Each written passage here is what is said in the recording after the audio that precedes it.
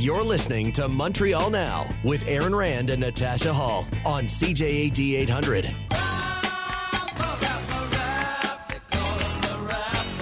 That is James Mennie over at the Montreal Gazette. So, Jim, yesterday we talked about what would happen in St. Henry, St. Anne. I don't think that anybody really thought it would be as big a win, perhaps, for Quebec Solidaire as it was. Are you included in that?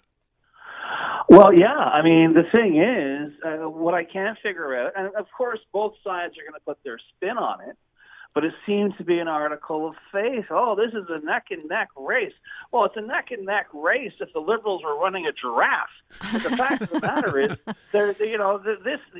I'm sorry, with all due respect, Mr. Banninger, he got pounded in the ground like a tent peg. Did you see that weird Twilight Zone coincidence with the margin of Tiche-Rivard's win, the Quebec Solidaire guy? Oh, no. His win over the Liberals is the same as Madame Anglade's over Clichy-Rivard back in the back in really? Town.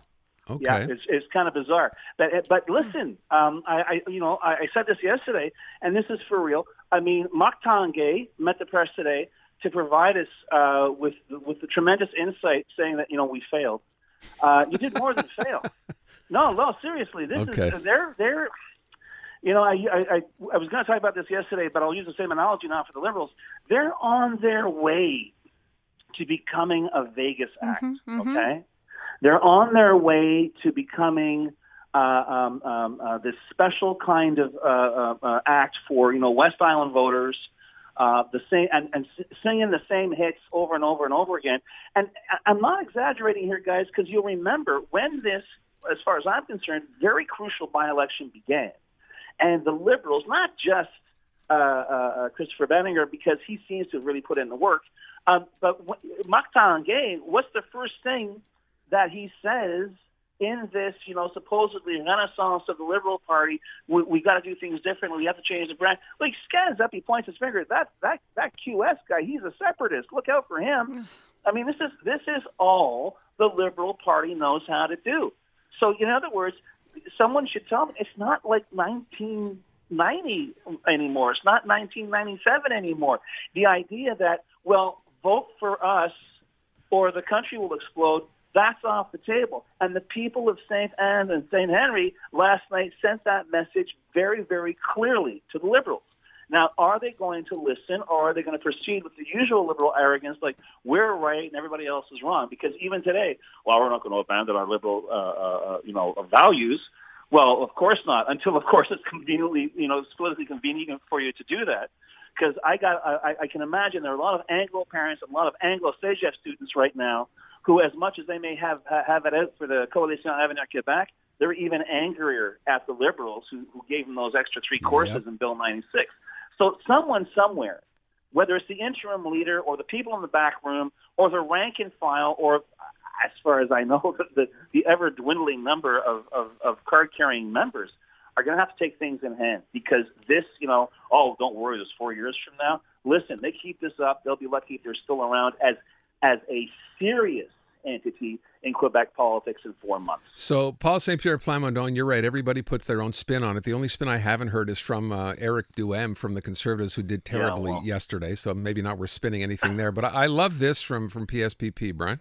As for the Liberal vote, obviously Liberal voters decided it was not worth their time. And that's the most important statistics. They just didn't show up. Can't disagree with that.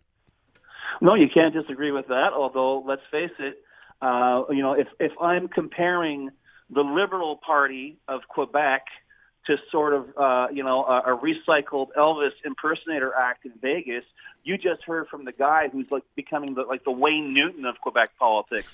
The only thing they could figure out to do in the by-election was to point at Clichy-Rivard of Quebec Solidaire and say, how is it you haven't mentioned a single thing about protecting French in your campaign? How is it you haven't mentioned a single thing about protecting our identity?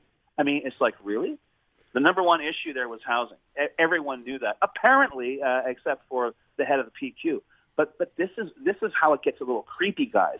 This is how it gets like these once two inevitabilities of Quebec politics seem to be in a race towards the irrelevant express, and it's a matter of it's only a question of who's going to get there first. So they're hopping up and down and they're talking like, everything's fine, like that meme with the dog in a burning restaurant, but everything is not fine. This by-election was more than a failure for the Quebec Liberals. It was an absolute disaster from the top to the bottom. And if Liberals stayed home, as I suggested yesterday, they might well do that because the very leader of the party got ousted by the same party that's trying to run again and win. There's clearly a lack of comprehension on the part of the Liberals as to what it's going to take to not just reach out to Quebec, but reach out to what they, for the time being, can consider their own base. I mean, step one here, they need a permanent leader. We can't, nothing's permanent, but you know what I mean? We can't keep going on with an interim leader here. No. Who or what is it going to take to save this train wreck? No, you can't. You can't ask him. No, Jim, you can't ask that because that's going to be my question. But go ahead. I'll use your input here. Oh, thanks. No, I'm making this my question of the day with respect to the Liberals. But go ahead. I want to hear what you have to say. You've got to have someone who is, it's sexier in French when it's a rassembleur. It's got to be someone who can unite people. It's got to be someone with charisma who's going to be, and when I say charisma, I mean charisma that can get on the train and be as charismatic out in Rivière-du-Loup as they are in Beaconsfield. You've got to have someone who has, the gift to make people listen.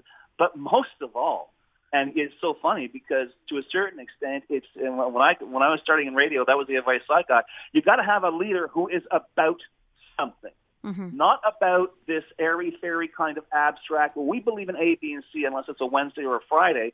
Someone who you can look at and say, "This is what I'm about." You may loathe Francois Legault, but you know exactly what he is about. Same thing about any of the other leaders. Okay.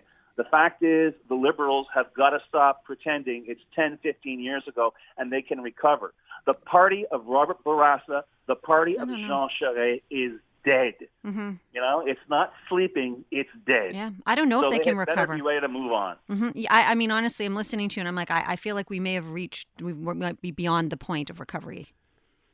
Well, you may be right because let's face it, that's what it's going to take. But nobody exactly is elbowing others out of the way to lead the Liberal Party right now. And if they're out there, they haven't surfaced. And quite frankly, after last night, I think a lot of them may have changed their minds about surfacing. Hard to believe that a party that's been around for as long as they have, we're talking like 155 years some odd, right? And now we're going to count them out. Yeah, we're going to count them out now. I don't think so. But then again, this, the way you're laying this out, Jim, this is someone who, if you looked around the Liberal Party today at sitting MNAs, maybe you couldn't point at someone and say he or she is the obvious choice. Maybe it comes from somewhere completely out of left field. And that person is the one to step up and kind of turn things around. Yeah, I think so too. James Mennie at the Montreal Gazette. Thank you, Jim. Adam.